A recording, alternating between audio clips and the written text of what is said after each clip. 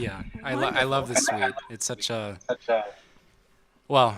I'm grateful that I got my choice because actually this is one of my one of my favorites. I mean, in a way, the most simple Hmm. and the beginning of this set, which becomes more and more, well, explores lots of different things. But I just enjoy the openness, simplicity, and kind of generosity and purity of this first suite a lot. Yeah, So yeah. yeah, and it really comes through. Um, Essentially, I think the question is that what is your process for approaching these? And you remember what it was like when you were first starting to work on these pieces? And what do you recommend to somebody who's maybe first time approaching some of these, or maybe is coming back to some of these? What are some of the things that you do in your artistic process to make decisions to come to such a beautiful performance? and to that point, there's another question about whether you actually go to the Anna Magdalena manuscript and use that in preparation. Yeah, well, first of all, yeah, thank you. And I like what you said about yeah, I completely relate to this idea that these are pieces that we grow with and that are kind of like friends to us over time. I remember, I think my first exposure to some of Bach's music were in the Suzuki cello books, you know, and I think the minuets from this first suite are in those books, and so that was probably the first piece of Bach that I ever played, and yeah, it's an ongoing process for me. I mean, I enjoy playing something of Bach every day.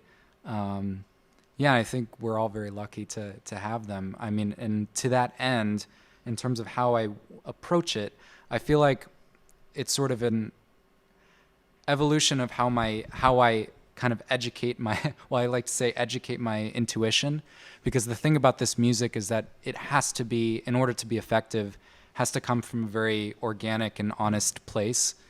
And as I kind of said before, the thing I love about it is that that manifests itself into many different kinds of performances, and I think many approaches are valid.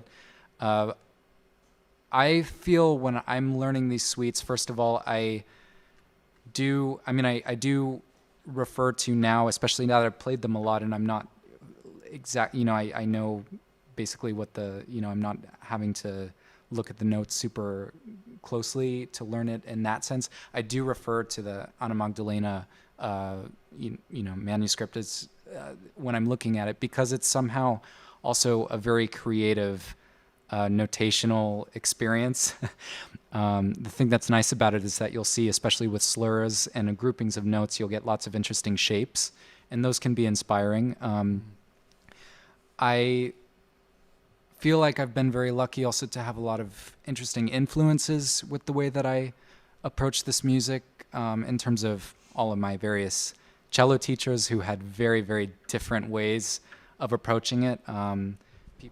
Just a fun question. Mhm. So, what would be your favorite venue for playing these in public? So, like Matt Heimovitz would play in clubs and bars, and Yo-Yo Ma played, I think, Bach, like, waiting to get his COVID test. But what would be your favorite place to play it in public? Mhm. If you could pick any place, any venue, any situation.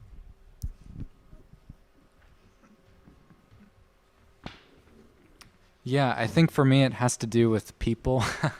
I love playing this music for.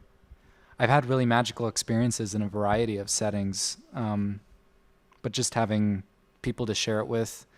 Acoustically, I think there's definitely a sweet spot between, dry and boomy, obviously. One venue that I actually, for the first time last fall, I played all of the 6 suites in one concert, and that was in a venue called the Union College Memorial Chapel, which is in upstate New York, in Schenectady, New York. And they have a really wonderful concert series there. And this hall was really exceptional acoustically. So that always helps too, when you get an acoustic that invites you. Yeah, an inviting acoustic. I will say also with Bach's music, but with cello playing in general, I always find it's like we're really playing the room.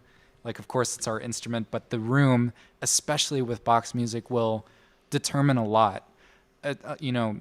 Tempi, articulation, space. Like, for instance, in this space, none of you online would be able to really tell, but there's not a lot of life happening after, while I'm playing. So from that end, I sort of was continuing on a lot more. Whereas if there was more resonance and ring and kind of feedback, I could imagine myself playing in a more spacious way, especially with movements like the prelude. So for me, that aspect of the acoustic and the setting also really changes the performance and sort of what I'm going to do. Yeah. Yeah. Thank you. And to all of you out there, we actually have some of our other presenters here. The great Bonnie Hampton and Robert Howard were here earlier today. You'll all have an opportunity to hear from 5 other artists and their perspective on these suites.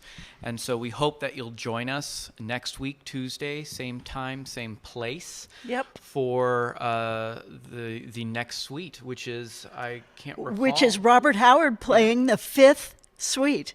Yes. So that's going to be quite a different Yes. vibe. Yeah, it doesn't get more different, actually. Well, thank you to all of you for joining us. Thank you to the Amateur Music Network and to Oliver for joining us today. Thank you. Yay!